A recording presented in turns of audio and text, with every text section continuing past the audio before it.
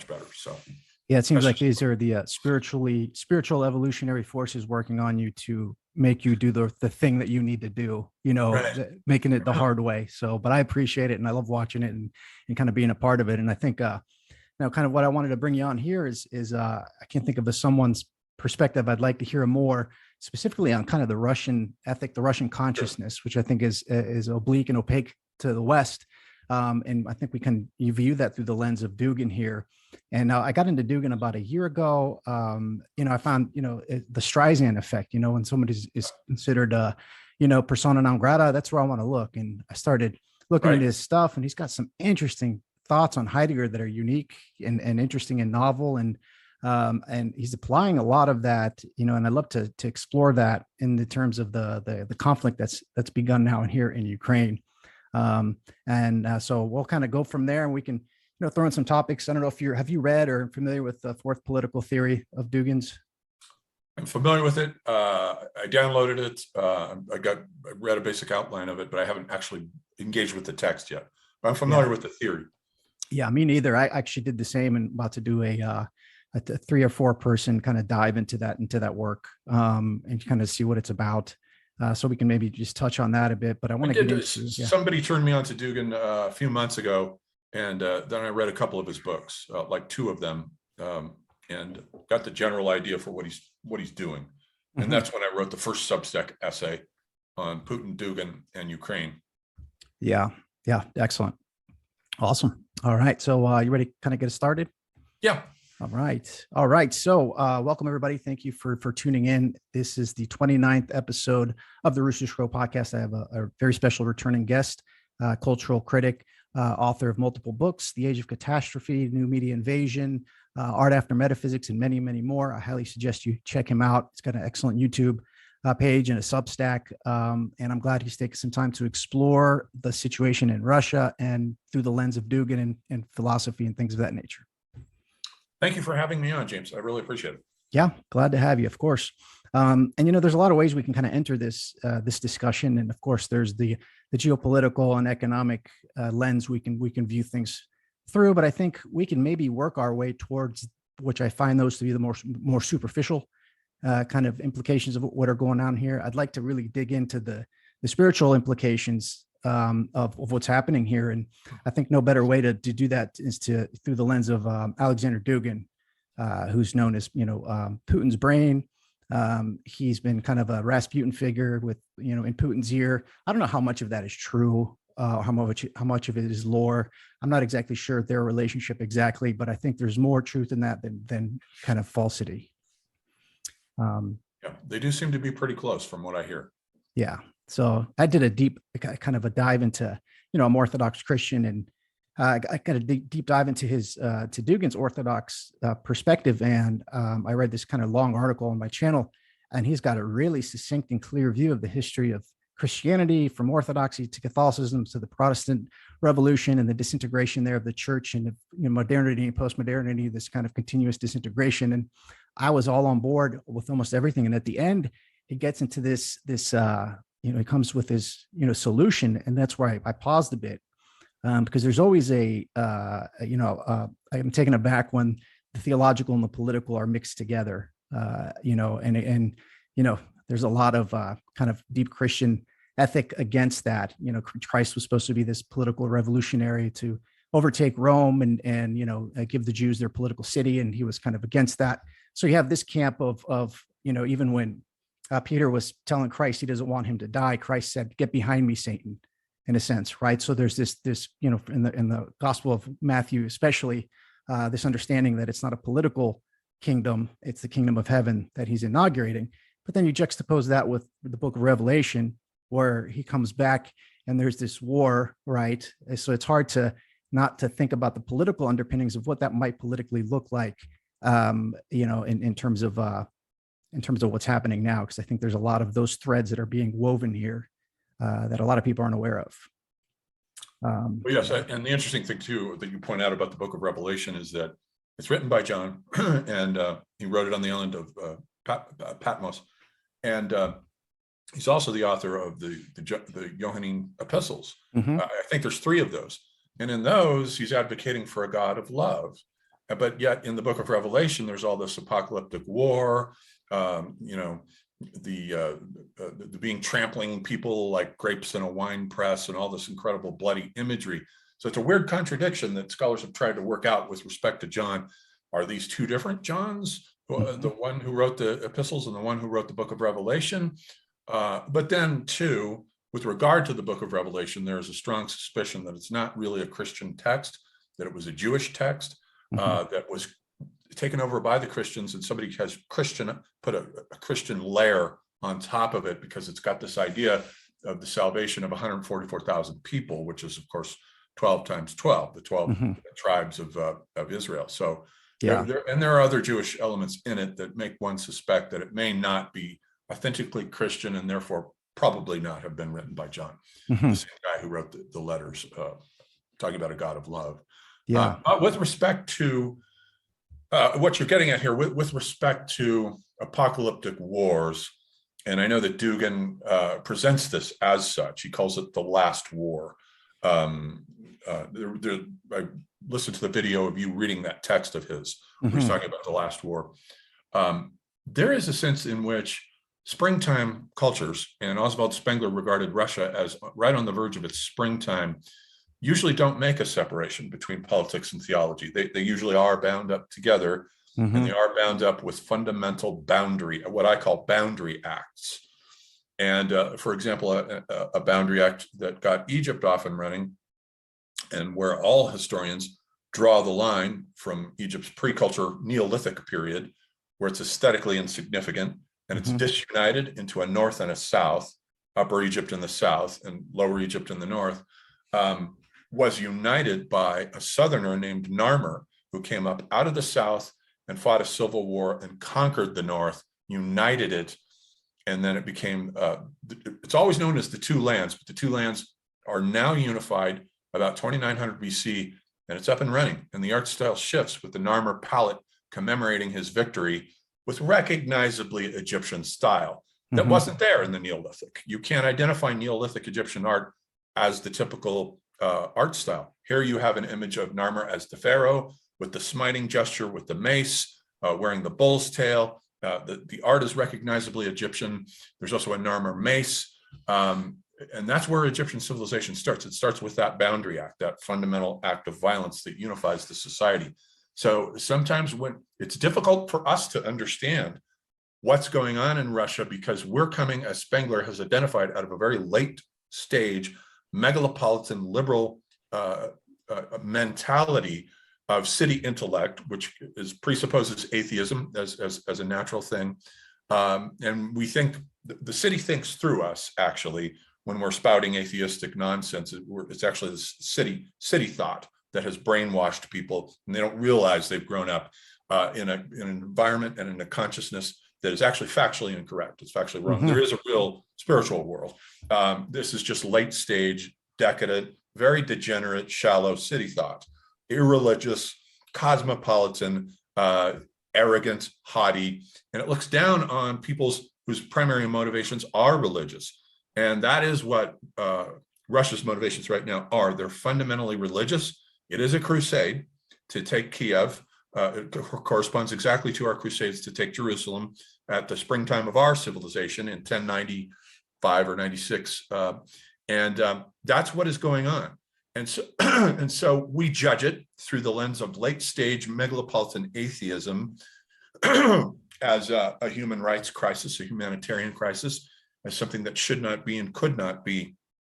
But Dugan is saying, no, those are projections of your unipolar values onto us. This is at least a bipolar world. He draws the metaphor of the chessboard, where you have two players on that board, not just one. And the West thinks that there is no other player on the board. It sweeps away the other pieces. These are our pieces. This is the board. We own it. No, you don't. That's the West. That's Western ideology, and it has to be put into its box and put into its place, because there are other polars. There are other poles. Let's say Dugan also talks about a multipolar world. It's not just Russia as the counterpole, as in the Cold War, to the West. There are other poles. There's an African pole. There's a Latin American pole. There's an Iranian pole. This is a multipolar world, but the West thinks that it can just smash with arrogance and conquer all of those other poles as barbaric, obsolete, and outdated. The West is dead flat wrong here. And it's not that I am a proponent of what Putin is doing, because it is a tragedy, and it's too bad it had to come to this. But I understand the reasons for why he's doing it. And the vilification of him is just absurd. It's nonsense. And it's a Jungian projection of the shadow onto the other. That's all it is.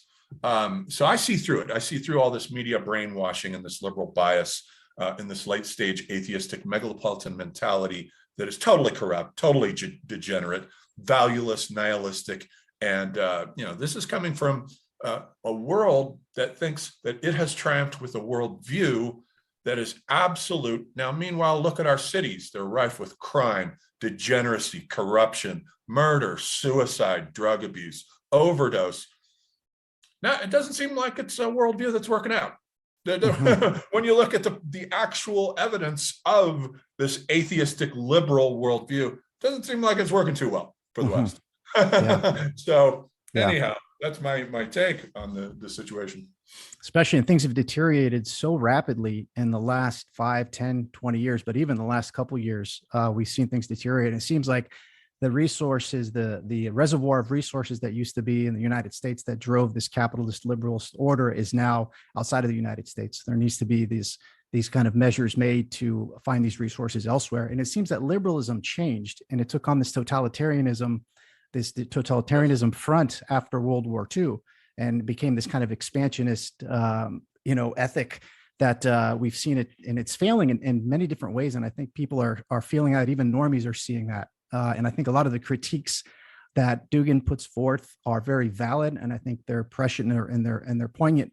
But I don't know what the multipolar response, what that would look like. But I'm interested to kind of explore it more. And in terms of our atheistic culture, it's like, I don't think religion can go away. It doesn't go away. It just becomes subverted into like the subconscious, right? And it comes back in these horrific forms, and people start worshiping material goods, whether it's money, sex, power, movie stars, whatever it is. It's this religious ethic that is the structure of reality in a real sense that comes back in these monstrous ways in an atheistic society. And people don't understand that you are worshiping, dead celebrities. You're worshiping these things, and people, no, I don't worship them. I don't do this ritual and bow down to them. No, worship is a fundamental structure of reality. And that's what we're doing, right? So it's like the religion, the spiritual world doesn't go away, becomes effaced, becomes, into the subconscious, the collective subconscious, and then rears its head just as someone that has had some trauma in their younger life that they repress it, right? And then later in their life, they have all these kind of neurotic tendencies and whatnot. I think that happens at the civilizational level. And I think that's one of the main thrusts of Zizek's book, The Sublime Object of Ideology, where he's talking about how ideology turns into an idol, and we become hypnotized and enthralled in whatever it may be that's put in front of us. And there's no better example in that than the coronavirus, right? Which then led to the vaccines, which became this focal point of this mass hypnosis that happened, right? And perfectly well-meaning, good people, neighbors, family, friends started thinking completely irrationally about this one solution that was meant to, people were focused on it, that we're going to get back to normal through this one solution, that it just completely overcoded their previously rationalistic, kind of tendencies. And it was just astounding. So we are seeing the end of this post-liberal totalitarianistic order, but I don't know what that, it's kind of daunting to think what that might look like, as the chips fall here, as we're seeing. And then too, Spengler did make a prediction too, that I think is also in the process of transubstantiating atheism from below, as it were, is the entry into the second religiousness. The religiousness that gave birth to the civilization then comes back in the end, as it did with the Roman Empire. At the time of, the first of the Caesars with Julius Caesar, then with Augustus, then you start getting the Sol Invictus cults that are coming in that worship the sun and deify the emperor. The emperor eventually is actually deified and worshipped as a god. And not only that, but so that's in the high aspect, the high intelligentsia. But on the lower end of it, during that first century leading up to the Roman Empire, as the Republic was disintegrating into a series of civil wars, you had the rise amongst the masses of religious ideology. It was fashionable to go get yourself initiated into the mystery cults of Dionysus or Osiris or Mithras. For the Roman soldiers, they had Mithras, or whatever it was. There was a ton of them. And not only that, astrology also bounced back and came up again and was on the rise during that period. So there was a complete and total fascination with religious metaphysics and ideologies that were coming into being there at the time that the Roman Empire was emerging like a phoenix bird out of the ruins of the ashes of the Republic. I think we're in that same situation right now. I do think part of what I represent as an intellectual, and the reason why I don't fit into the academy and why I have tended to go out and be a nomad and circumvent a decayed institution, which is what the academy is precisely because I'm fundamentally spiritual, highly intellectual, but yet fundamentally spiritual. You can't call me New Age because the New Age thinkers, if there are any, I don't think there are, but New Age popularizers are fundamentally hostile to the intellect and regard it as a liability and try to spout nonsense like people like Deepak Chopra and Eckhart Tolle spout this nonsense that the intellect is your worst enemy. It absolutely is not. It is your best friend. So I don't fit into the New Age either, even though some of my beliefs could be characterized as New Age beliefs. I believe in reincarnation and karma, for instance. I think there's a shitload of proof for it, in favor of it. Astrology, I'm an astrologer also. I do private astrology readings. It works. Who knows how it works? Nobody knows how it works. Nobody's ever going to know how it works. It's some sort of a higher order realm that our monkey brains are not designed to comprehend. Our monkey brains evolved to chip flints off of tools so we could eat meat. That's what it was designed for, entirely for the sensory world. But it just so happens that a byproduct of that advance in tool-making intelligence is the ability to think about other worlds than these, other cosmologies, other realities. So that has been one of the byproducts of our tool-making intelligence is, hey, we can also use this thing as an instrument to access higher worlds. And no other animal can do that. No other animal has. So we're pretty unique. And so that's how I would put it. Do you think this is just a fundamental bottom-up emergent property of the evolution of the species, or do you think there's some kind of eminence, there's some kind of transcendental object at the end of time that's pulling people, pulling the evolution of human consciousness to start considering that there are other worlds, where it's not just this emerging technological, this emerging evolutionary response, because we've seen the huge explosion in brain size and consciousness that exploded years ago that you always talk about. Is that just a bottom-up emergent process, or is there something else pulling that happening, would you say?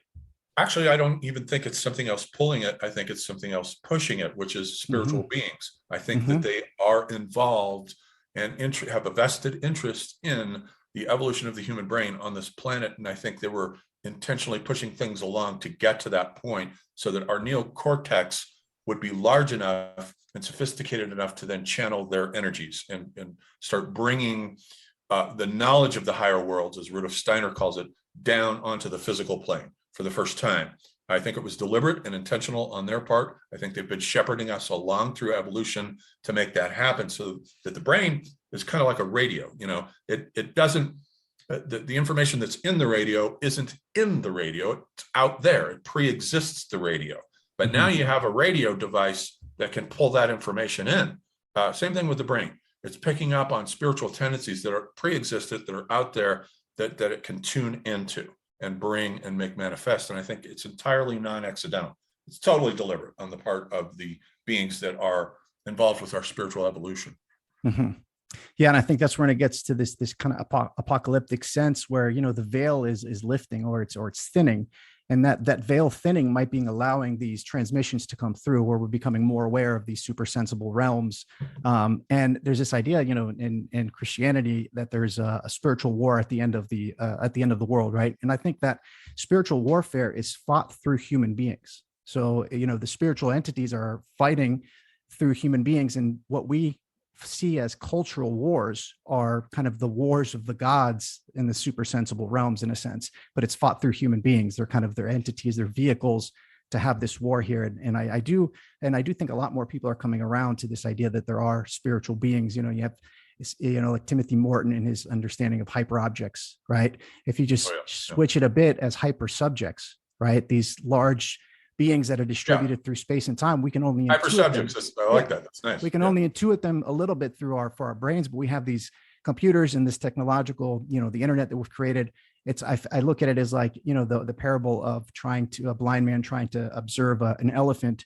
You're only touching a little piece of the elephant, but if you can connect your brain via the internet to everybody else that's blind, that's touching the elephant, all of a sudden the emergent picture or image of the elephant comes into the fold here. And I think we're moving towards something like that. And it's fascinating. It's happening. All of these cultures predicted the end of the world in 2012. I think we're right.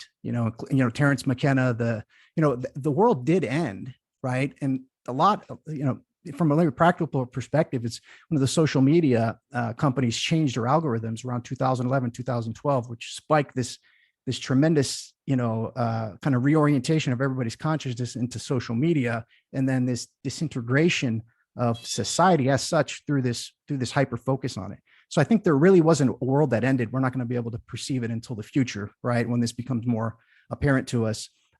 Something did happen around that time, and it's not exactly precise, but it seemed to be a major domino after 2001. 9/11 happened, and the 2008 crash, and then we moved into this social media kind of hyperspace here, which has led us into this strange space. But it's an absolutely fascinating time to kind of be alive, I think, to deal with it's not a brave new world. It's a strange new world, Yeah. right? This world of the internet, because I mark it, with the death of postmodernity in 1995, when the NSF turned the internet over to the public sector. And from that point on, it was just a complete liquidation of all analog media and all the culture forms that I grew up with in my generation, shopping malls, for instance, vinyl records, tape cassettes, even DVDs and CDs, all that just was melted down, wiped out, and sucked into the hyperspace of the internet, which is why I call it hypermodernity, because everything is on fast forward. Everything is now accelerated to the speed of light in a way through digital technologies that was not possible through analog electronics. That was also moved at light speed, but in a different way here. The internet creates a new world interior. And William Gibson foresaw this in his 1984 novel, Neuromancer. He nailed it precisely. If you read that novel, where these individuals are able to sort of gnostically leave their bodies and go into cyberspace, where they encounter all this data and corporate data and black ice and all these things. That is a perfect metaphor for exactly what has happened.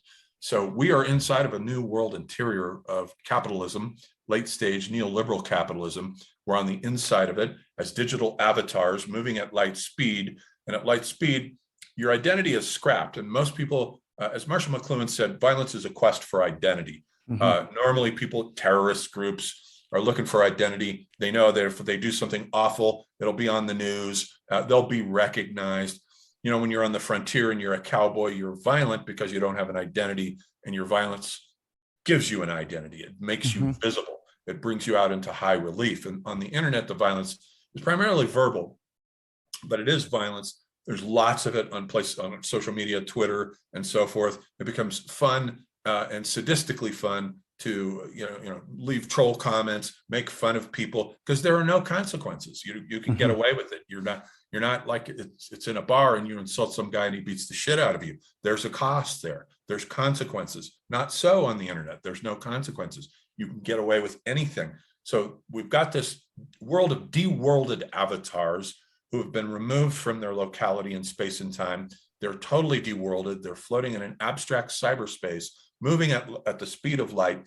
And at the speed of light, everything is now. Everything collapses into now. There is no temporal past, present, future. It's just only an eternal now, a present that, when everything is now, there are no goals. There's what goal can you possibly obtain when everything is already here?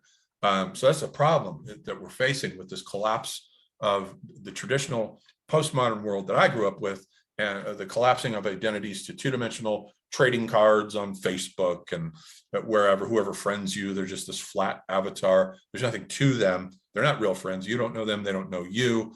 So it's a very strange world that I think has upset a lot of the socio-cultural balances and metabolisms that are gone now into kind of hyperthyroid metabolism, which is why I like calling it hypermodernity rather than say ultra-modernity or meta-modernity, which are not terms that are intuitively recognizable the way hyper-modernity is. We all know everything's going faster.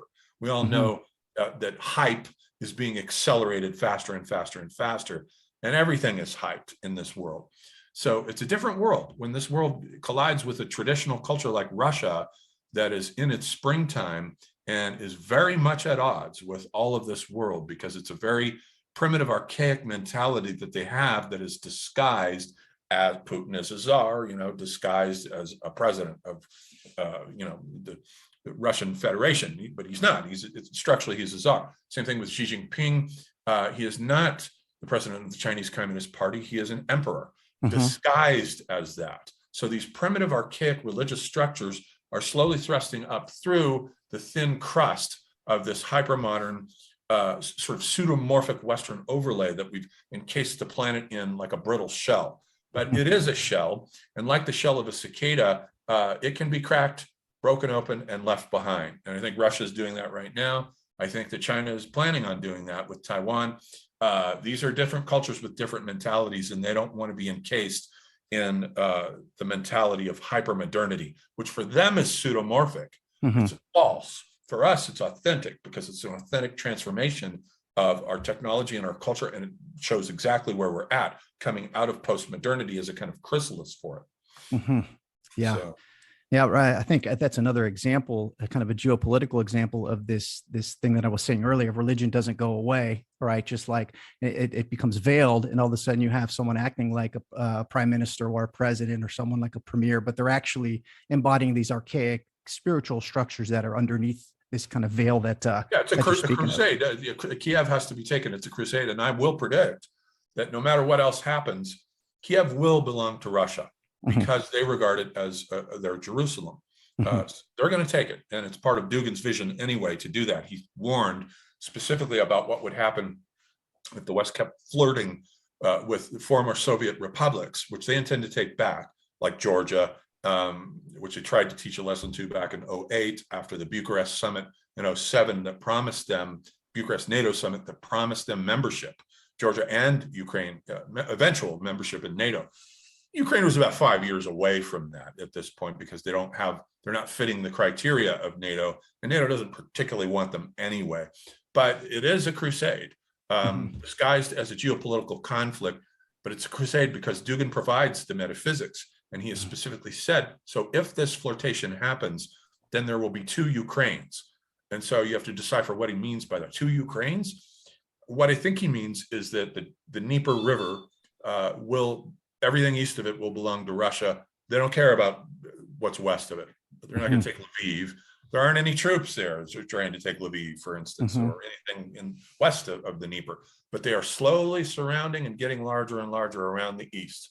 And that will include Kiev, because Kiev is the Holy Mother City. It is the origin ground of Russia. It is ground zero for Kievan Rus, which originated there in 880 and lasted from 1240, when the Mongols then conquered it, took it over, and subjugated it until several centuries later, when Ivan the Great, Ivan III, not the terrible, but Ivan III, finally kicked the Tatars out once and for all. They had been weakening, but he finally shoved them out at the Battle of the Ugar River, and that was it. That was a boundary act there, and from that point on, Russia just gets larger and larger and larger and larger. It conquers Siberia, it conquers the south. Eventually, Catherine the Great takes Crimea. It just keeps getting larger. One success after the next, hardly any losses, with the exception of the Russo-Turkish War in the 19th century, and another Crimean War that took place after Catherine took it, that was problematic in 1853 to 56. But mostly it's been successes. And Putin knows this. He has had nothing but successes as far as taking areas geographically in Georgia, South Ossetia, Azerbaijan, and then also Crimea. And clearly, he already owns the Donbass region. That's non-negotiable at this point. So the issue is over Kiev right now, and he's going to take it. He's dead set on it. I can guarantee that it will happen, that we will have, as Dugin predicted, two Ukraines, one east of the Dnieper, one west. And it's religion. These are all religious impulses that are expressing themselves through false forms, which the West doesn't understand because the West is shallow.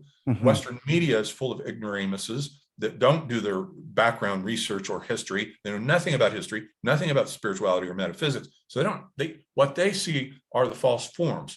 They don't see the deep religious structures that are thrusting up through those false forms. So, yeah. And I think that's the most precarious position to be in, is being completely unaware of these kind of fundamental metaphysical machinations that are driving this and continuing on with this, this crisis du jour that's displayed on our screens here. I wonder Dugin talks about, and I think this is where his critiques are very resonant with me. He critiques the globalists, he critiques liberalism, this late liberalism as a postmodern hellscape that's going to lead to, transhumanism, artificial intelligence, RAND society. One degenerate thing after the next. I don't think he's wrong. Human cloning will be on the way, and it's just going to be one degenerate thing after the next. So I don't think he calls it the death of time, the death of Dasein. I see it as a disincarnation or a de-incarnation of the person, of the being, right? And that's why it's really apocalyptic, right? It reminds me of the story of Babel, right? You think we're going to all be living in our pods in the metaverse. We're not going to get there, because human hubris, not understanding the spiritual underpinnings of reality, will lead to the destruction of civilization. This happened, in every case, right? So I don't know what that's going to look like. But what do you think the West's interests really are in staving off Russia from Ukraine? I don't see them. There's a great 2 documentaries by Oliver Stone. I don't know if you've seen Ukraine on Fire, which is a 2016 documentary. That one I have not. I've seen his interviews with Putin, though. Yeah. So he has Ukraine on Fire and Revealing Ukraine, which is 2019, and you absolutely have to watch it. It's mind blowing. So this is 2019, Ukraine on Fire. Yep, and it's on Amazon Prime. I'll watch it. I'll watch it tonight. Now. Yeah, I love Oliver Stone. Oh my Lord, it's just wonderful. He even talks. He's interviewing some Ukrainian, I think a former governor. He says that, I'm worried, because they're asking him, Oliver Stone, why are you worried about Ukraine? He says, I'm worried that the United States is going to bait Russia into a hot war with Ukraine, and I don't want to see that happen. And he's saying this in 2018, and there's a lot of those. Nailed it. Yeah, and then in 2016, he goes into tangentially a really introduction in the history of color revolutions, and how these color revolutions in Yemen and Libya and Syria in 2004 and in Ukraine, and the revolution of dignity in 2014. Oh. And he goes into all of this semiotics of using the symbolism, which is the fist, that we saw Black Lives Matter have, right? It's the same symbolism that you see in all these different countries. So there is a kind of deep state aspect to what the regime change wars that we've been having, for so long, right? And that's what happened, I think, in 2014 in Ukraine. But move up to the present time. What is the West's real interest in? Is it just containing Russia with Ukraine, would you think? No, I don't. I think it's about destroying Russia, because the West has hated Russia for decades now, ever since after World War II. It's just been one demonization of Russia after the next. We grew up in the 80s with one action movie after the next, ad nauseum, where Russia's always the villain. More propaganda. It's just been propaganda the whole way, Western liberal media propaganda. And so there's been a hate Russian campaign bias from the start. And even our current Western media, both left and right, surprisingly with the right, have swallowed this hook, line, and sinker, joining this hate campaign of Russia, vilifying Putin as a demon, and not owning up to the fact that they provoked him with the eastward encroachment of NATO. They provoked him. So it's really the West's fault here. As John Mearsheimer has said, it's the West's fault. Putin very clearly in 2007 at the Munich security conference, very clearly laid out conditions that he would not tolerate any further encroachment of NATO. And the West just blew that off because they figured, well, they lost the Soviet Union. They're feeble. They're not feeble. They are either the second or perhaps the first most powerful country in the world. This isn't Iraq. You can't bully them. You can't push them around. That isn't going to work. They're just as tough as the US and China. This is the global triumvirate right now. All three of these civilizations are equally powerful. I keep hearing in Western media that Russia's on its last legs. Putin has made such a huge mistake, it's going to crush Russia. No, it isn't. No, it isn't. That's wishful thinking on the part of the liberal media. None of that is true. It's not a correct perception of the situation. And I'm able to perceive that because I'm outside of this. I'm neutral. I don't care. I'm not rooting for either side. I'm interested in understanding the dynamics of what the two sides think and why they're motivated to do what they do. So I'm once again the lone wolf nomad observer on the outside looking at what's happening. And I can tell you this, the West is out of touch with reality. If they think they're going to shove Putin around, they've got another thing coming. Even if there was a regime change and they overthrew Putin, another guy would fill the slot just like him, because that's where Russia's at right now.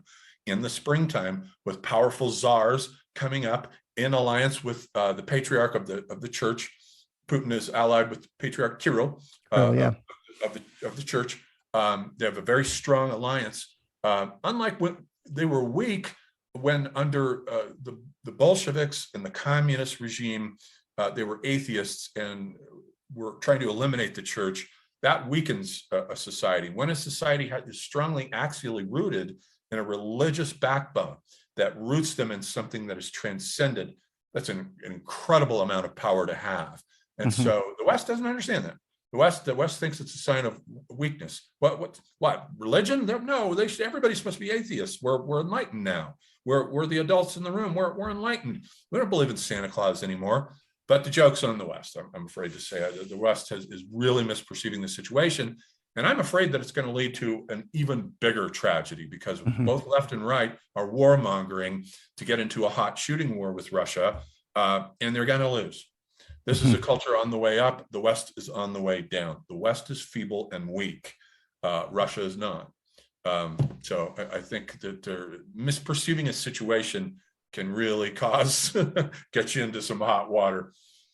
If you think a guy's weak and he's really tough, and you go in thinking he's weak and you can insult him and shove him around and he's really not, you're in trouble. You're in big trouble. Yeah. And I think that's the situation with the West right now. They don't know what they're doing. And I wouldn't totally disgusted. Yeah, I wouldn't think that the population in the West here would give into the calls to send their young boys and girls overseas to fight a land war with Russia.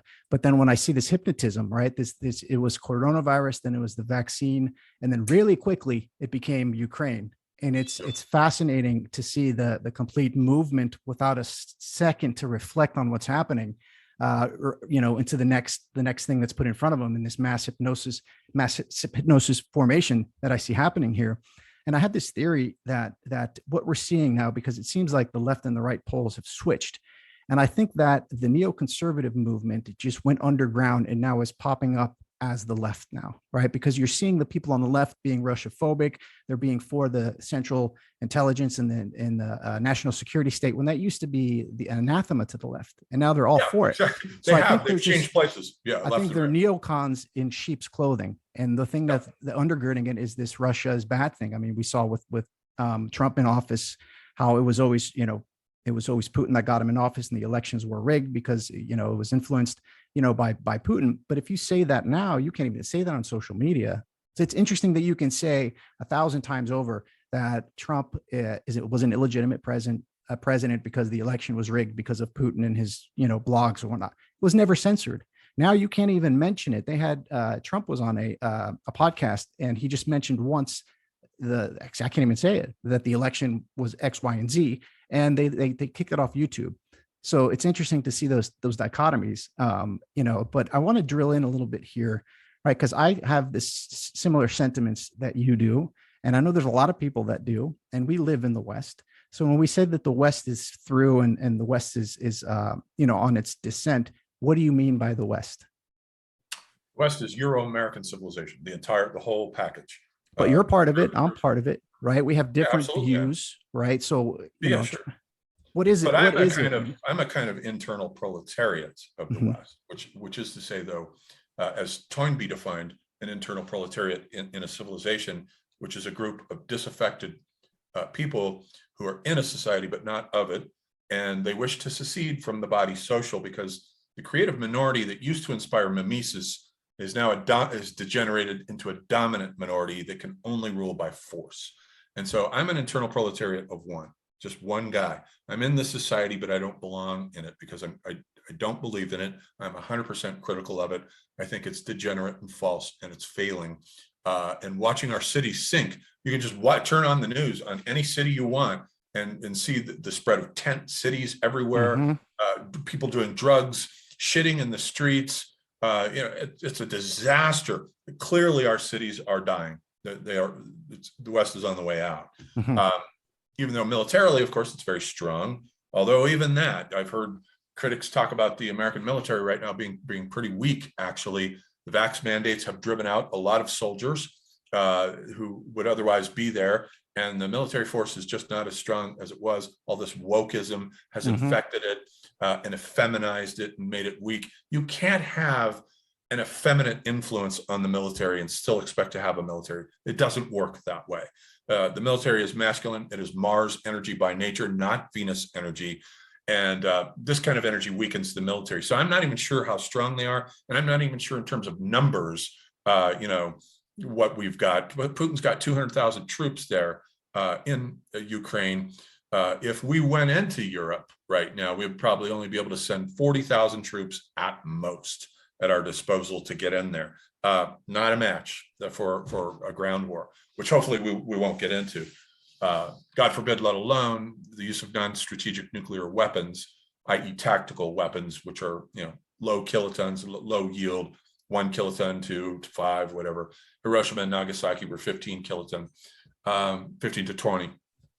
So hopefully it won't get to that, which I doubt, because Putin really has to be careful. And the whole point was initially going in not to harm civilians, to minimize civilian casualties, go after military installations and the media, the communications installations, because he's got to rule over these people. If he wins, they got to be part of Russia, and he's got to be able to get along with them. So he has a vested interest in minimizing civilian casualties. But Zelensky, whom I think is an extraordinarily corrupt and very weak president, he's a weak man, despite how the West is trained to heroize him because of their vested political interests. He's totally weak and corrupt. Ukraine is rife with corruption, and he's part of the whole corrupt, degenerate aspect of Ukraine.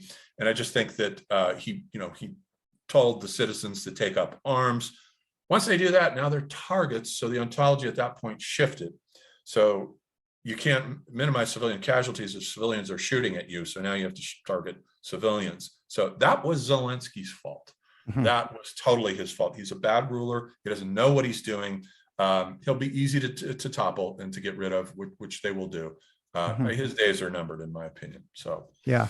And if you just scratch the surface a little bit and look at Zelensky's life, his past, his bank accounts, it becomes clear, and even a few years ago, it would have been the norm to say that. Now you would be kind of castigated for bringing up what's completely obvious. Do you think that Russia? I heard that Putin has distanced himself from a lot of his inner circle, and he's reassigned a couple of his people in the inner circle. And the idea is that there was a miscalculation that this incursion into Ukraine would be, 48 hours, a week tops, that, they would be, greeted as liberators for the most part, and that there was a miscalculation there. Do you think that's the case? And B, do you think that the United States, the West, actually baited Putin right through, they have intellectual warfare that they use, fourth, fifth generational warfare that they use on the West, but we do it as well. So maybe they gave him some information that made him think it would be easy, so we could get into this new geopolitical conflict. Of course, you get into the underpinnings of the bomb makers, and the resources that are going to be expended. We just sent them another 800 million. We've sent billions to Ukraine, again, while our cities are dying. Do you think this might have been a bait from the West? Yeah. Oh, yeah. I think the whole thing was a bait from the beginning. I mean, the eastward encroachment of NATO, and especially Poland, bringing Poland into NATO.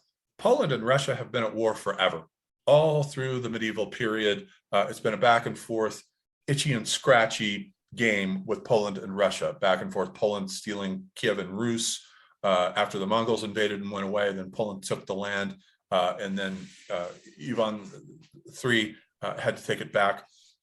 He took back Kiev and Rus, basically. So that has been a kind of Lithuanian corridor, like in the West, that was fought over ever since Charlemagne's grandsons divided his empire into three quarters, which become France, Central Europe, and Germany. And then Germany and France have been fighting over it ever since. In a certain sense, the Kiev and Rus world, which was a north to south world, extending almost as far as Novgorod, has been fought over by Poland and Russia. So bringing Poland into NATO was not good. That itself was a bait and provocation, because Poland absolutely despises Russia. And it wouldn't take much for them to want to go after them. But they, of course, militarily, they have beefed up. Poland has beefed up its military quite a bit, but not to stand up to Russia. And they know that. So that's why they wanted to send those fighter jets to Ramstein in Germany and have them deal with it. They remember how Catherine the Great, carved up Poland. She went in there and carved it up. They don't want that again. So, but bringing NATO in, or bringing Poland into NATO, I think was a direct provocation. Mm-hmm. And then in the Czech Republic as well, Romania, not good. All of which border Ukraine. And then promising at the Bucharest summit in 2007, Ukraine eventual membership, as they clean up their act, was really stupid. Mm-hmm. It was right after, because they promised both at that summit, they promised both Georgia and Ukraine, and Putin immediately then in 2008 went into Georgia and punished them by taking South Ossetia and Azerbaijan. Georgia's kind of a mess now as a result of that. They'll never be in Ukraine.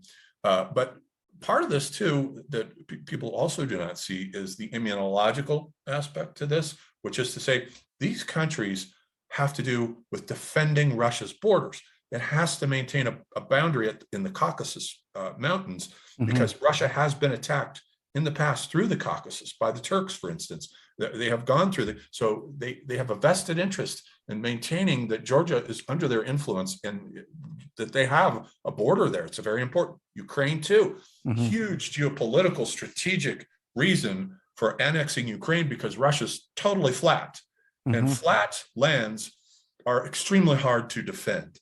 So if you push the borders all the way to the Carpathian Mountains, then you've got the mountains as a natural border, which would include taking all of Ukraine, which probably isn't going to happen. I think they'll just go as far as the Dnieper. But nonetheless, at least the Dnieper is a kind of boundary line. Rivers have very often been boundary lines between nations and states and so forth. So that's the situation. I think that's where we're at. It's at, people aren't seeing this in terms of Russia trying to defend itself by keeping its borders intact, so that it would be like us, with Mexico. There is no border now, pretty much under the Biden administration with Mexico. That we're naked right now. Consequently, we have all these cartel elements coming across the border with AK-47s and machine guns. There's shootouts in the street suburbs of Houston right now. All kinds of incredible atrocities as a result of getting rid of our southern border. So to Russia, that is their southern border, the border with eastern Ukraine. That is their southern border, and they're not about to leave it open. They're not going to do that. So yeah, there have been more deaths in Houston in the last year than in Baltimore. I think we're in three digits. It's degenerate. It's a mess. Just like that. Houston used to be a nice place. So apparently, don't move to Houston now. You can cross off another American city not to move to. There's a lot of those happening lately. Just to stay a little bit longer on the West here. So where would you say sovereignty lies with regards to the West? Where are the decisions made? Because it's not Biden. Where are the decisions being made? That's a good question, actually. I've been asking myself that the whole time since Biden got into office. Who actually is in charge here? Yeah. Because it doesn't seem like him. He's too old, senile, and feeble to possibly be coming up with these policies. So it's in his staff, and his staff is a collection of totally incompetent individuals like Mayorkas, Victoria Nuland, Buttigieg, Buttigieg and Blinken. It's like an SNL sketch of what a cabinet might be like. They're laughable, every single one of them. But as to where the sovereignty is coming from, good luck figuring that out. I mean, I have no idea. It's such a mess, this administration. It's like they can't do a single thing right. And so far as they've been in office almost a year and a half now, I can't think of one thing that they did that was a success. One thing that didn't cripple or hobble this country in a profound way. I can't think of one. It's almost like it's done on purpose. Like you can't mess up this many times Let's by just accident. destroy the economy, kill the Keystone Pipeline. Let's raise gas prices. The prices at the store, I've noticed, are just rising. And the store that I go to, it's an Albertsons. Their shelves are empty constantly. They're constantly out of things. It never used to be the case. There's a supply chain issue there, obviously. And what they do have is much higher in price. Gas is, as soon as Biden announced that we were no longer going to buy oil from Russia, and it's only 4% of our oil and gas, but as soon as he announced that, the next day, my gas went up from $3.69 a gallon to $4.09 again. The next day. Yep. All he had to do was say that. It's like same here. Promising, the inflation's just temporary. No, now the inflation's Putin's fault. This has happened ever since Putin. No, the inflation was going on for a year and a half before Putin invaded Ukraine. It has to do with their policies. This administration, it's mind-boggling to what they think they can get away with. And the way that the oil industry works is that we weren't getting our oil directly from Russia. It goes into the global supply, right? And that raises the prices in a sense. So, it was 4%. So prices went up double, triple. It doesn't make sense. And I think this goes to another, brilliant critique that Dugan leverages, and it's against this Davos Great Reset ethic, which I think is at play here. How much of that do you think is actual, and how much do you think of that as more conspiracy in terms of Klaus Schwab and those folks? I don't know that much about that area, but I do know that, the Saudi Arabia refuses to take Biden's calls, and they're talking with China, possibly about going off the US dollar, going off the so-called petrodollar and reverting to their own currencies. And that would be disastrous for the value of the dollar. So, and that just seems to be yet another ramification. It's like Biden just shits catastrophes out of his ass just as he walks along. It's amazing. It's just one disaster after the next. It's unbelievable.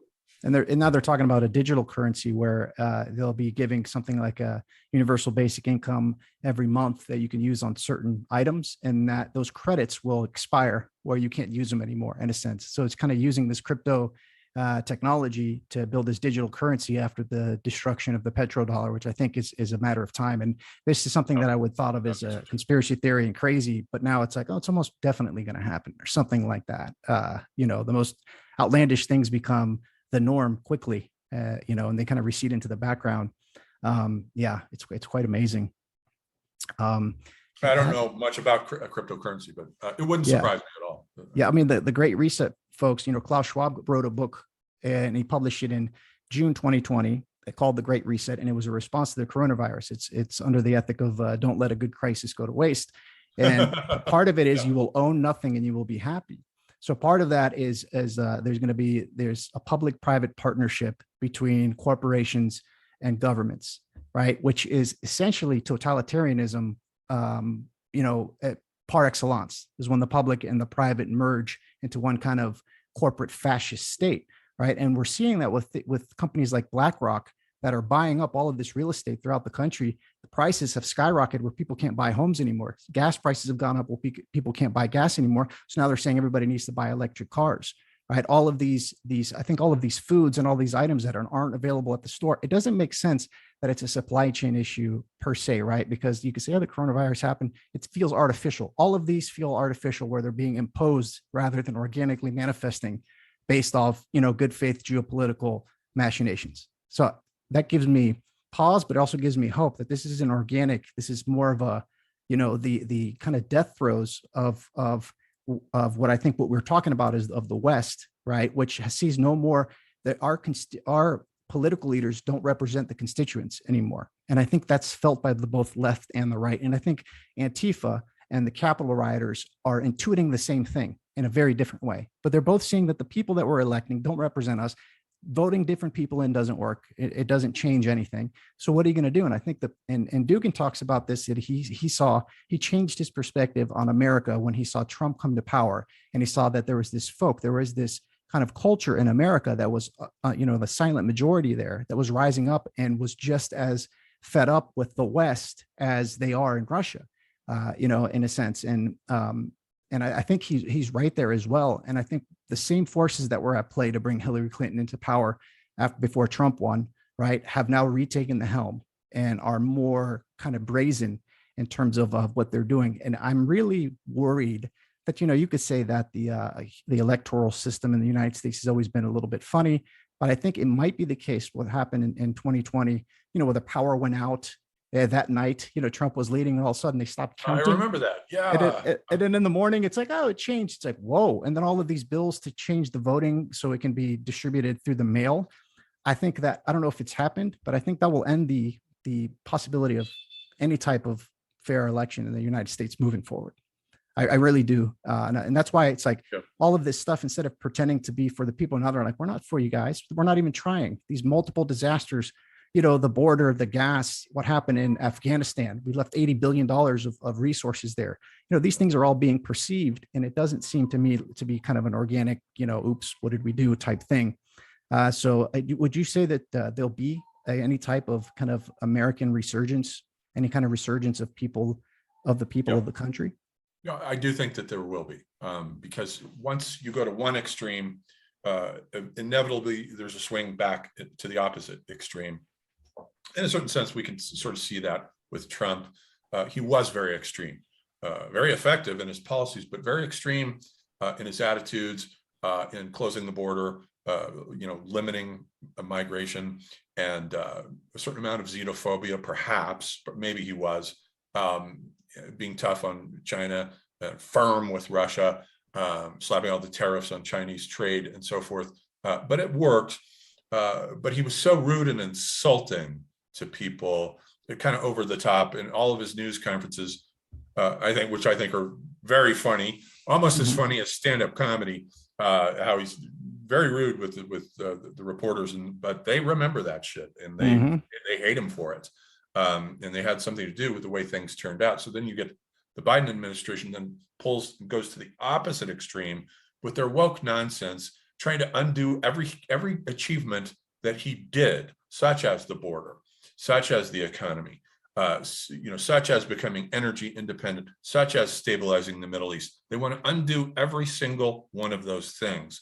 So I do think it's deliberate. They want to undo everything that's associated or can be credited with a success to him because of their hatred of him.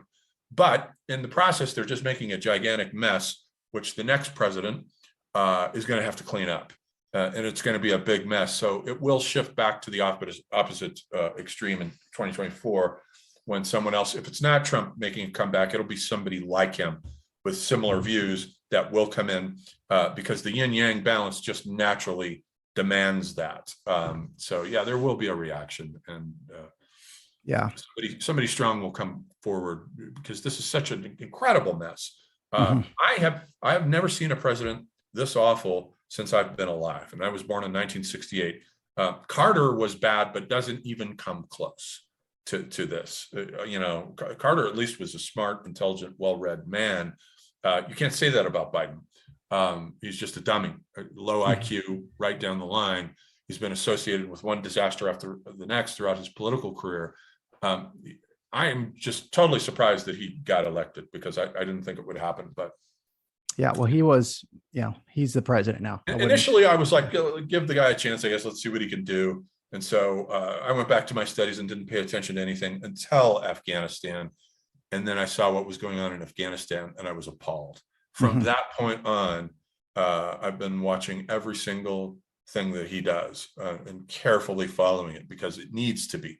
We need to be awake about this guy, open, aware, and awake about him and his entire degenerate administration, none of whom is competent about anything, none of whom can handle anything. Mayorkas can't handle the border, Buttigieg can't handle the supply chain issue. Blinken is a total disaster. It's unbelievable. Him and Toria Nuland, just total disasters with foreign policy. It's a nightmare. Yeah. So it's amazing to me that this much incompetence has been put into the highest offices in the land, and it's really embarrassing. I mean, America is usually, associated with competence and getting things done and showing strength, and None of that is going on here. Yeah.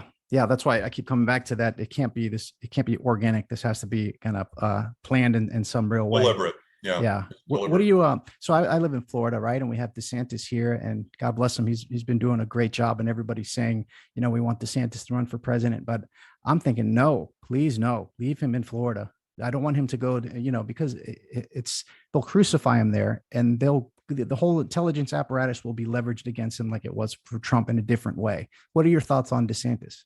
I don't know that much about him, and I haven't been following him. Yeah. Where in Florida do you live, by the way? I'm right outside Tampa. Oh, okay. Yeah, I used to live in St. Petersburg and for a couple of months, and I just didn't like it at all. Yeah. To such a degree that I've edited Florida out of my consciousness for that reason, which is why I haven't been paying attention to him. Yeah. I just despised Florida. I thought it was degenerate and awful. Yeah. I didn't like anything about it. Well, I think there's a lot of people here, and it's ironic because Florida is always known as this kind of backwards state, and there's this whole Florida man meme, right? But people are flocking here in droves. The housing prices, the home that I bought in 2013 has doubled and even more since, right? And we're seeing massive growth, economic growth. DeSantis didn't install any lockdowns. He didn't do any mask mandates. Yeah, I'm aware of that. He cut off the emergency powers. All of the whole country's been using these emergency powers and continuously just reusing them. He cut them off, and everybody, the media, crucified him. How could you cut those off? Well, why would you say he's a tyrant when he's taking the power out of his hands, right? Because he's saying that, and now there's this new, they've pejoratively called it the "Don't Say Gay" bill. Have you heard of that? No.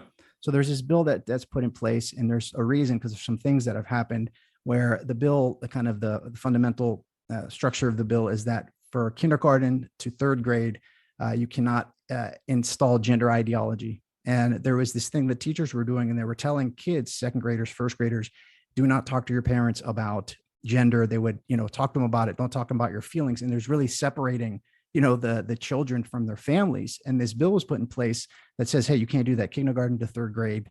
And then now it's been called the Don't Say Gay bill. And there's this clash between the CEO of Disney, of all things, and DeSantis because of this. And it's so horrific. Like, I'm all for the rights of people, all people, right? But that's not what this is. This is saying something very specific that is happening to our kids across the country, even in Florida. And DeSantis is doing something. He developed the Parents' Bill of Rights, right? And now with this bill, it's like, don't indoctrinate this gender ideology into our children, for the love of God. It shouldn't even be an issue until high school. Yes. It should not even be an issue up to that point when the kids are ready to think about those things. Absolutely. Children are not. No. So it's a terrible thing that's going on. So, well, good for him that he's doing that. Yeah. That's excellent. And part of the woke ideology is to sexualize children. They say that the innocence of children is an artifact of white supremacist culture. The innocence of children. And it's horrific. It's demonic in the most original sense of it, in a sense. So, what do you think is we're seeing, like, the military, we were talking about the woke influence in the military, and there are all these courses and all these consulting groups that are coming in and teaching the military that the country, United States, is fundamentally racist, right? And we're installing that consciousness into the soldiers. And we're going to go ask them to fight a war, wherever it may be in Russia, when they've been inculcated into this idea that the United States is fundamentally a racist culture. What do you think are the origins and the outcome of woke? I know it's a big question. Well, the origins, it obviously comes out of the 60s. It's the child, almost like the grandchild of the 60s, which was great back then. I think liberalism was actually a good thing. Yeah, equal rights, for blacks, coming out of the 60s, the black rights, and then, women's rights, and the sexual revolution. Why can't we talk about sex in public? What's the big deal? I'm for all that. And I started out as a liberal, actually. Mm-hmm, and me too. But my idea of liberalism was that it was based on tolerance. Mm-hmm. Initially, it was the working man's political party. It represented the working man, the poor. If you were in the 1950s and you were a working class, you voted Democrat, and the Republicans represented the rich people, the special, rich people, the elite in that sense. Yeah, so that's the liberalism that I grew up with that I can respect, but eventually it did give birth to wokeism once the universities in the 1980s started importing French postmodern philosophy, especially starting with Derrida and the idea of deconstruction, where Derrida deconstructs every metaphysical opposition, including that between men and women. It just deconstructs, and pretty soon you have this nihilistic soup, this mess of deconstructed metaphysical bivalent ontologies that became the fashion in the universities. And that got married, deconstruction got married to the 60s liberal agenda, and then it just became powered and eventually leaked out of the universities into the world of the educated city think. And this is all coming from city elites who are highly educated. They are elite, they're in the minority, but they come out of city intellect, Spenglerian city intellect, which is degenerate anyway. So they embraced that, and it just became worse and worse and worse. Pretty soon we got the Me Too movement, which was kind of a precursor of this. Oh, let's go after every man. All men are sexist pigs. Every single one of them. Let's hunt them down. It became like a McCarthy witch hunt, the Me Too movement. I saw one celebrity after the next being accused of this, that, or the other discretion, some of which may have been true, but I'm sure a lot of it was exaggerated. Like what happened with Louis C.K. was totally exaggerated and should never have happened with him. Bill Cosby, yes, he's a degenerate scumbag, but it was just everyone. It was a witch hunt.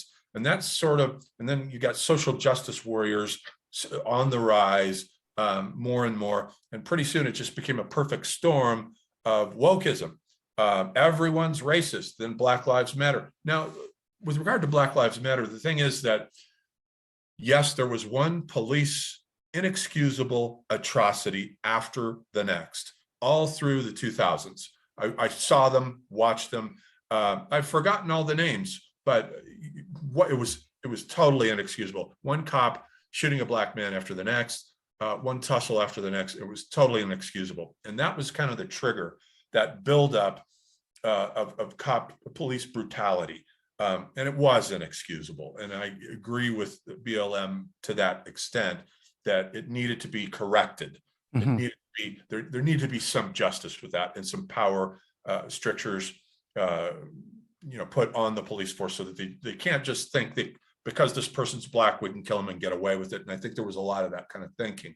So they do have kind of a point of view on that. But then it just became, with the riots, it just became in 2019 and 2020, just, totally inexcusable. They're burning down our cities. CNN's trying to cover up for it, saying, oh, these are mostly peaceful arrests. Meanwhile, there's buildings burning behind them. It pretty soon began to become just totally ridiculous that this has been taken way, way too far. No, not every white person is a racist. That's dead flat fucking wrong, and they know it. But when you have a point of view that you have doubts about, you compensate for it psychologically by being more vocal about it, by being more aggressive and assertive about it, to compensate for the doubts. And I think that's what we've been seeing with wokeism. They know they're wrong. They know they've gone too far, and they're trying to compensate for it by being egregious with their power. And now we've got a woke president who ran as a moderate, totally deceived us. His whole cabinet is woke. And once he got in there, that was it. It's just now the woke people are in political power.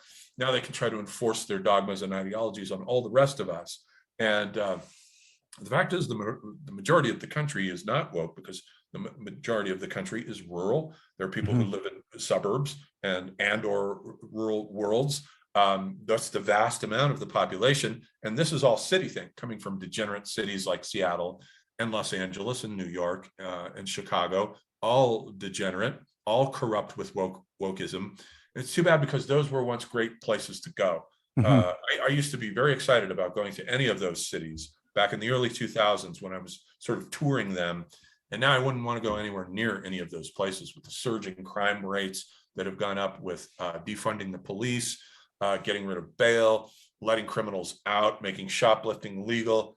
Who thinks that this is a good idea for a society? I mean, what rational person would sit down and drop a utopian plan and say, yeah, we can't have the police. We have to, make shoplifting legal. It's a petty crime. Send out crack pipes to people. Unbelievable. I'm just astonished. I can't believe this is happening. I've never seen anything like this in this society. Never. I think you're right. Nobody, and I think you said the vast majority of the country is not woke, and I agree. And I'd say probably the majority of the cities, people in the cities are not woke, yes. But it's a fringe people. It's a fringe kind of population. They have the levers of control of information and technology, and they pipe this into our television where we think everybody feels and is this radical way, but nobody really is. I don't know any other human being really that I've met that really believes in this stuff. So they give us this image, this hyper reality that this is the reality of what's going on in our country, but it's really not when you go out into the world. And it's hard for me to come to this, but I have no doubt that this is the ongoing color revolution in the United States. The color revolutions that the intelligence agencies did in Yemen and Syria and Libya and Ukraine have been leveraged and levied onto the United States. And the way cultural revolutions work is you have the pain points of a particular country, racial and gender pain points in the United States, and they're pushed on. And they weaponize compassion. Of course, we want rights for Black people. Of course, we want rights for women. But that tension is pushed on, and it's brought to this kind of deleterious. They defund the police and degender all the children, which is just a way to destabilize and disintegrate the coherence of the country. And that is what's happening in our country. Herbert Marcuse, who's a postmodern kind of the new left thinker of the 60s, he wrote a book called Repressive Tolerance. And in the book, he talked about all of the movements, the protests from the left, all of them, regardless, must be accepted.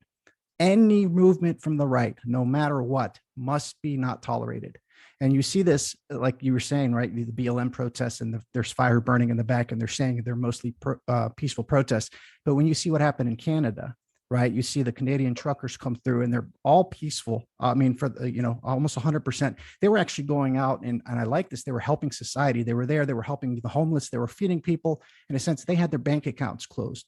They were went after by liberal Trudeau. So that's this ethic of repressive tolerance. All movements from the left must be tolerated without question. No movements, absolutely no movements for the right must be tolerated, to the point where he says in it, we cannot even have people think about a movement from the right. And I don't mean conservative, neoconservative. I mean kind of the appreciation of the conserving the values of what made the country, right? There are things that we need to conserve there. I would say that we should all be moving towards wanting to become conservatives, right? Because we want to build a society that we want to conserve.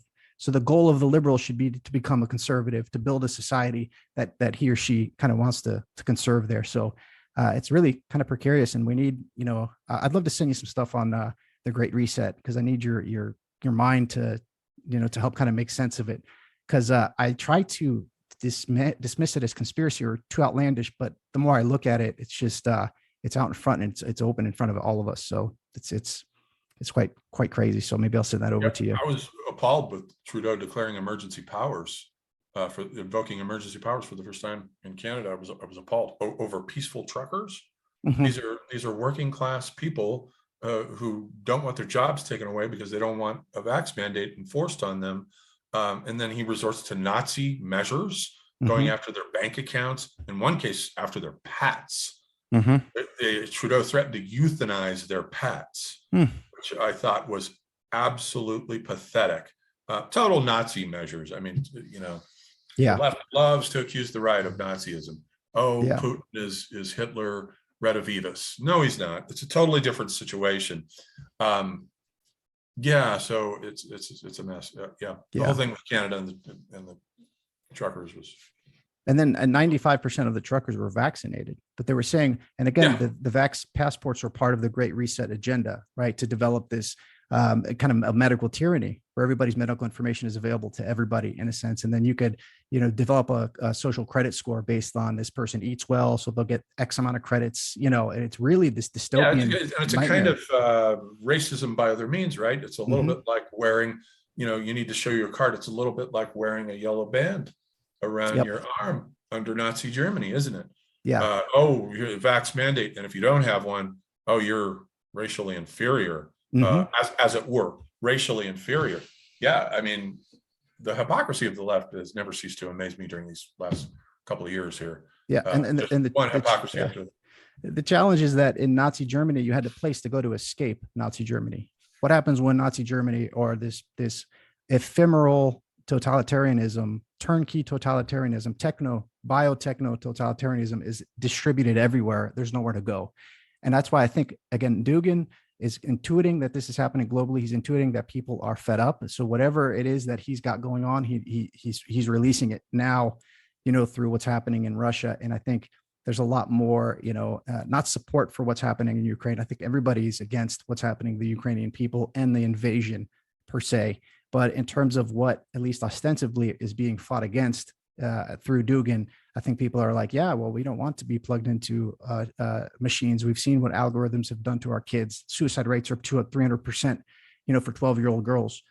We're seeing what they're teaching, this gender ideology to our 2, 3, 4, 5, 6-year-olds, destroying the families and stuff. And people, whether or not they know this, they intuitively feel it. The folk, the people in the rural areas, the uneducated, right, the deplorables, they feel it. They're more tuned in than the city people that are highly educated. And I think that's why they're being dismissed, destroyed, and called deplorables in a sense. So it's quite precarious. Yeah. And then, maybe, so there's this whole idea, a few more minutes here, there's this multipolarity, but there's this idea of the last battle between Eurasia, the Atlanticists, the thalassocracy, right? Thalassos in Greek just means beach or the ocean, right? The ocean faring countries and the land faring countries. And there's this understanding in Orthodoxy, or just Christianity in general, that Jerusalem, the final city, there will be no ocean. I don't know how to make sense of it. So it's all space. So space overcomes the chaos of the sea, right? And when you see the land power versus the sea power, you're kind of seeing this dichotomy being set up. Then with the understanding of the new Rome, right? You had Rome, Constantinople, and now Moscow being the new Rome. The whole idea is this space, this spatial ethic needs to continue to expand. So I agree with the perspective that I think right now Putin will stop at the river there, and there will be 2 Ukraines. But I don't think that's the end of it. I think they'll continue to observe the degeneration that's happening, right? And depending on what happens in the United States, and I really believe that Putin and Trump we're building a good relationship. And I think there was something there. And I think there's more in common between the American people and the Russian people, right? Where we understand that whatever the West is, whatever this thing is that is holding sway, it's not for the people of the United States. It's not for the people anywhere. It's a class situation, classical Marxist class situation that's been reinscribed into a racial tension issue, right? Where I think the BLM, I agree with you, and I think that a big part of what we're seeing is, intuiting McLuhan here is just the advance in technology. He said that the Civil War was fought because of the newspaper, because of the Gutenberg Revolution, in a sense, right? Because information could travel fast. Now we're in another Gutenberg Revolution, right? Information is instant now, right? So that's destabilizing kind of everything and everything in between it. And that is kind of what we're looking at, is a manifestation of the technological advances, which is leading to this kind of destruction. I had a question there. I kind of just lost it there. I was going to comment on the land versus sea dichotomy.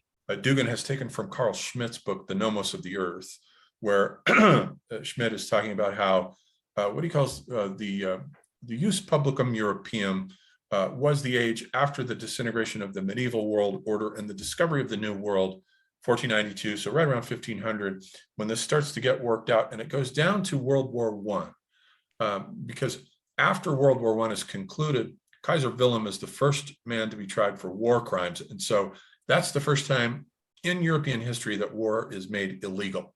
So now it's illegal. But during that high period of European history, from 1500 to roughly 1900, war was legal.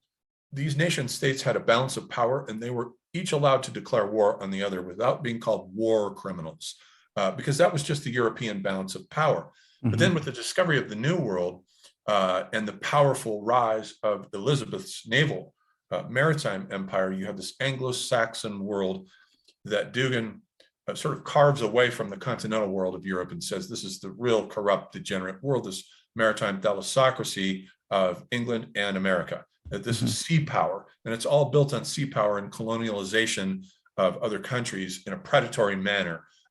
Sea power, Anglo-Saxon sea power, whereas Russia is landlocked, or at least Moscow is, not St. Petersburg, but Moscow is landlocked, but it traditionally has been a landlocked society, and it's Eurasian, and it's based on the land. But with Schmitt's idea, these two complemented each other, the balance of power with the sea, where booty was free. It was regarded as whoever was the strongest and had the best navy on the sea. You can't form a state on the sea. You can't appropriate land on the sea. So it's free for everyone. So that was the British or Anglo-Saxon aspect. And then on the continent, you have this balance of power with these nation states respecting each other, even while they're going to war. War is sort of bracketed, as he calls it, in a certain sense. It's used, you don't, and there are rules. You don't go in and destroy civilians and rape their women and take their stuff. They don't do that, at least not ideally. And that was the idea. So that land and sea aspect is what Dugan appropriates from Schmitt, and he cited him and admitted it, appropriates from Schmitt for this idea that he plugs into a mythological story about Atlantis versus Hyperborea, and that the Eurasian world is descended from a mythical continent at the North Pole called Hyperborea, which sank, and the Indo-Aryans, the pure ones, came out of that into Europe, into Russia, the Indo-Aryans, whereas later was Atlantis in the Atlantic Ocean, and that sank. And from that then springs another race of people that eventually become the Anglo-Saxons. They also become the Native Americans in America. So he takes this very old, worn-out myth. It is a shop-worn myth, and it is a myth from the esotericists, the world of Rene Guénon and Julius Evola, those types, and he takes this myth and appropriates it and plugs it into contemporary politics, saying that the Eurasian Union is based on the land mentality, the landlocked land mentality versus the Anglo-Saxon maritime sea mentality, which has become global and is responsible for the globalization of the planet and the spread of Western liberal ideology as unipolar and as the one pole that matters and is legitimate and nobody else's is. And so Dugan's idea with the fourth political movement is that we had these three movements. We had fascism, we had communism, liberalism, and now the fourth political movement is Eurasianism, and it's based on a rejection of all those unipolar maritime, global, Western liberal, postmodern values. And he uses all those adjectives very thoroughly and definitively to discredit the West.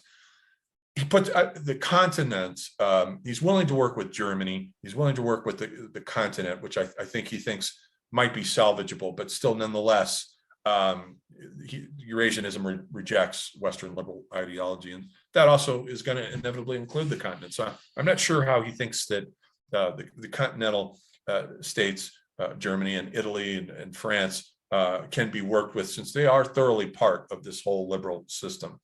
But yeah, so that brings us back to where we started with unipolar versus bipolar or multipolar, which is the ultimate goal for the Eurasian Union, as to have a series of poles counter-checking the West's arrogance that its way is the only right way. Yeah.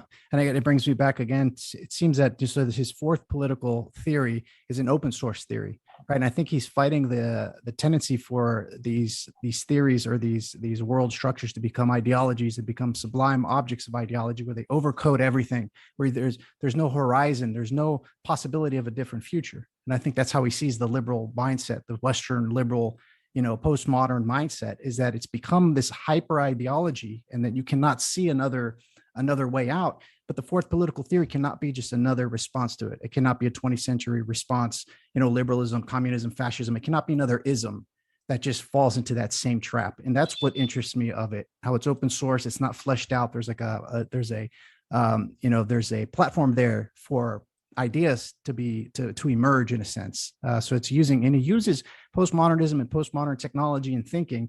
He critiques it, but he's reincorporating it. Same thing with technologies, which he critiques the technological from a Heideggerian instrumental rationality and framing perspective, but he's reincorporating technology into this worldview in a different way, which I find fascinating as well. And I guess since we got into the beginning here, you got about 10 more minutes. Yeah, that's fine. So this might seem like a non sequitur now, but I wanted to just explore Dugin's conception of time here. And I wanted to do this at the beginning. We'll spend maybe 5 minutes here. Some quotes from the fourth political theory. He sees in terms of the past, present, and future as three ecstatic modes of time, right? Some quotes, he says, time is like music. He's bringing in Husserl here, right? He says the past is present in the past is present in the present as vanishing presence. He says the future is the process of the death of the present. And he says that the past is not equal to history. History is an awareness of the presence of the past in the present, right? He goes into these ideas of time. And then just to read a little bit from the beginning of that article on Special Operation Z, he goes into his two views of time, and he brings in Florensky here, all right? This material view of time and the spiritual view of time. And maybe we can end with exploring this a little bit. He says, a reality can be viewed from two sides. Imagine a transparent dial. On the one hand, the clock hand goes as it should, but on the other, it is the opposite direction. So where is she going? Clockwise or counterclockwise? In this example, Pavel Florensky based his geometric picture explaining what imaginary numbers are, for example, I, the root of -1. From this, he deduced the exact localization of hell and the interpretation of Dante's vertical travels. He continues, the same hand of this same clock at the same time, seen from two sides of reality, simultaneously moves in the opposite direction. The spiritual mind and the material mind are on both sides of reality. They observe the same thing, but the coordinate system is reversed. One view of reality is true, the other is imaginary, like the number I. He says, however, the reality is the same from the side of the spirit. Reality is a logical and well-ordered structure. Each of its elements is meaningful, carries an intellectual content built into the overall structure, as in language. And this last part here says, this I found fascinating, where he brings in the fractal phenomenology of psychedelic experiences, being this foray into nonsense. He says, from the side of the inverted material mind, the mind of the West, right?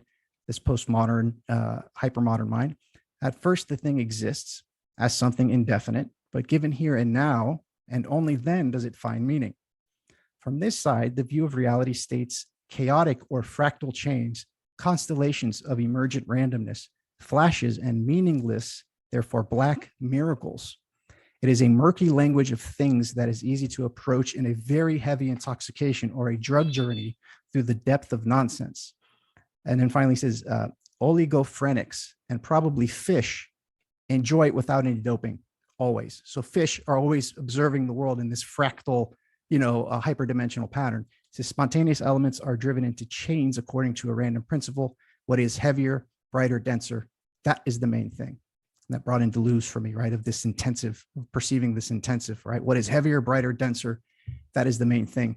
What do you make of this dichotomy between the spiritual and the materialist worldview, where there is ultimately meaning comes first in the spiritual worldview, everything is interconnected, right? And the materialist worldview is like, we're looking at the spiritual worldview from the underside, and what we see is fragments because we can't perceive the super sensible realm. So I don't know exactly how to ask the question. I think that's exactly right. I think that the difference between a spiritual worldview and a materialist worldview is that the spiritual worldview sees everything as ordered. There's nothing random at all in a spiritual worldview. Everything happens for a reason. Everything happens to you for a reason. You do everything for a reason. Everything is meaningful, ordered, and patterned out, which pretty much corresponds to my researches into the spiritual worlds, where I have various different sources and different ways of investigating it. It does appear to me to be true, and it does appear to be non-random. Reincarnation and karma makes beautiful sense out of what we're doing and why we're doing it, and why certain things happen to us when they do, in accordance with the law of karmic balancing. If you go too far in a previous lifetime, you're going to go in the opposite direction in the present lifetime. The present lifetime is the direct result of excesses from a previous lifetime, or things that have not been worked out that get carried over. So everything is meaningful. There's nothing random about it. Whereas in a materialist worldview, everything is just particles colliding randomly with each other, and they just happen to make a biological organism. They just happen randomly to make a human body. That's ridiculous, and it's nonsensical. It's like Deleuze has a book called The Logic of Sense. This should be called The Logic of Nonsense. It's total nonsense to think that forms as organized as we are, as organized as any biological form is, would be the result of random anything. There's no way in a million years you can throw a bunch of particles at each other like billiard balls and expect them to come up with a formal, organized organism. The teleology in nature, the goal-oriented nature of everything, totally belies that, totally tosses it out. It's a worthless worldview that will get you nowhere. It's part of nihilism. You cannot build a civilization on nihilism. We're only doing it on a materialist paradigm out of sheer inertia that has come along for a couple of centuries, of many centuries, of a very powerful Christian spiritual worldview that brought cathedrals into being, and the plays of Shakespeare and the novels of Goethe, and one great achievement, Baroque architecture, one great achievement after the next came out of the power of that spiritual Christian worldview. Nothing will come of materialism. To quote Shakespeare from King Lear, nothing will come of nothing. That's the whole problem with nihilism. All you can do is destroy a civilization with nihilism and materialism. You cannot build one. And so this is why I say we're at the tail end of our civilization. I agree with also Spengler 100%. It's disintegrating full tilt right now, especially with the power of wokeism, which is based on a fundamentally nihilistic agenda of destroying statues, destroying standards, destroying conventions, destroying the past, dead white men, everyone's racist. It's just destruction, destruction, destruction. And I don't know what type of society they think they're going to build on this nihilism, because they're not building anything. They're destroying everything. So it's astonishing. But this is where Western civilization is at. It's going back to Mother Earth. And when something gets tired, it wants to go back to sleep. And as Spengler said, civilizations get tired. And atheism is the thing that they get tired from and tired of that makes them want to go back to sleep. In other words, into imperialism and the second religiousness, which come in at the tail end as it goes back to sleep, back to Mother Earth. And I think that's where we're headed here. Yeah, and I think transhumanism is the logical consequence of nihilism. And I don't think it's going to happen. I think things will degenerate so fast, and that they will never get to this hyper metaverse where everybody's plugged into pods and whatnot. And I think this is also the root of the problem at the heart of psychoanalysis, that they see at the heart of the subjectivity is this void. No, it's not. Dugin says that being and nothingness, bringing in Heidegger here, are two sides of the same coin. And through nothingness is where being is, right? Being has effaced itself. It's turned its gaze away from beings, right? And now we see at the core, fundamental of our subjectivity in our world is nothingness, the void from a physics perspective. That is just not the case, right? That is viewing the whole from a materialist, fragmented perspective. But if you view it from a spiritual perspective, that's how astrology makes sense, right? Our feeble brains are trying to, perceive the heavens, and we get pretty good at it, right? We can use it, but it's like divination. It's not perfect. It's a fluid kind of science in a sense. But from a broader perspective, it's absolute, right? And things are where they are supposed to be for a reason. So yeah, I'm glad. Yes. Thank you for kind of getting that in that. And let me throw in a plug here at the end of your show for yes, that's what I was going to ask you. Yeah. Those viewers who are curious about astrology. I do private astrology readings. They're not free. Hit me up on John David Ebert at gmail.com for anyone who's interested in them. I have been doing a lot of them over the past couple of years, and they're a lot of fun, and people almost invariably walk away very much illuminated and delighted. Yeah, and you're also having this kind of school that you're starting, right? Where it's going to be the evolution of consciousness. I'm starting now my own online school through Teachable called the John David Ebert School for the Study of Cultural Cosmology and the Arts. And our first class will begin on May 14th with the theme is Transformations of Consciousness Through Time, which is another way of saying the evolution of consciousness. So we'll be looking at philosophers of the evolution of consciousness, such as Rudolf Steiner, Jean Gebser, Taylor Desjardins, and Eric Neumann, Sri Aurobindo, people like that. So we'll be looking, it'll be an 8-week course. So there again, the webpage is not up yet. It'll be up in probably a couple of weeks. I'm still working on it. And you'll be able to go onto that page, see the prices, and then decide you want to join the class if the price is worth it to you. So 8 weeks. And so in the meantime, if you have questions, hit me up again, johndavidebert@gmail.com. I'd be happy to answer them. And I'll have all that in the links. And also please subscribe to John's Substack. He's really doing some deep dives into the geopolitical and spiritual situation with regards to Russia, Ukraine, and Dugin, and a lot of other great material. John is a bit of a mentor. He kind of started this space for me, about 15 years ago. And I'm glad to see him have the success that he's having. So, sir, thank you. Thanks again for this conversation. James. Yeah, absolutely. Thank you for having me on. A real pleasure, as always, with you. Likewise. Till next time. God bless. Okay, bye, James. See ya. Take care. Bye-bye.